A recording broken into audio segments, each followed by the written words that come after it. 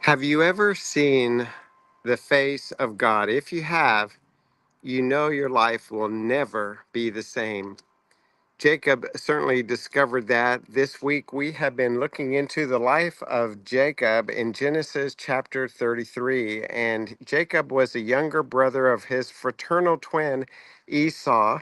And they were raised together and always in competition together. Jacob was known as the cheater. And it all culminated when Jacob actually stole Esau's birthright and blessing from their aging and dying father. Esau swore that one day that he would hunt Jacob down and kill him for what he had done. Well, 20 years later, we discovered in our story that day came, and Esau was on his way to meet with Jacob, and Jacob was fearing for his life, so much so that he took with him 400 men and gifts, and even bowed down 7 times before Esau. But what happened next would surprise everyone. When Esau saw his brother Jacob coming to him, Esau began to run towards him. He threw his arms around him to embrace him. He kissed him, and together they wept. And Jacob, of course, was overwhelmed with the kindness and love and grace shown to him by his brother that he actually said, "Looking into your face, it's as if I have seen the face of God."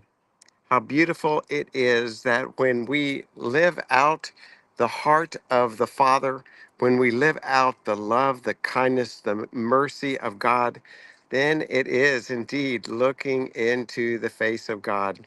And when we look into that face, oh my goodness, none of us can ever be the same. Well, I'm convinced that you and I have the opportunity in our lives to reflect not only the heart of God to others, but the face of God to others when we treat others with extravagant kindness and lavish love and undeserved grace and mercy, the same things our Heavenly Father extends towards you and me.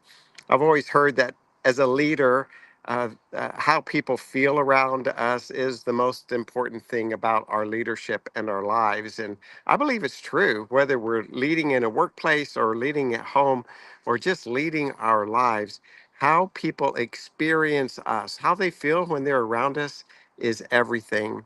And how beautiful it is when we are able to share in our words, in our actions, in our demeanor, in the way we treat other people. How beautiful it is when they can see our good and beautiful God in and through our lives. It is indeed a way of reflecting the face and the presence of God. So that's who I want to be today. And I invite you to join with me, not only in sharing the heart of God, but also the face of God with others. And I wanted to leave you with a special blessing today. This is always a place you're going to find encouragement for your journey.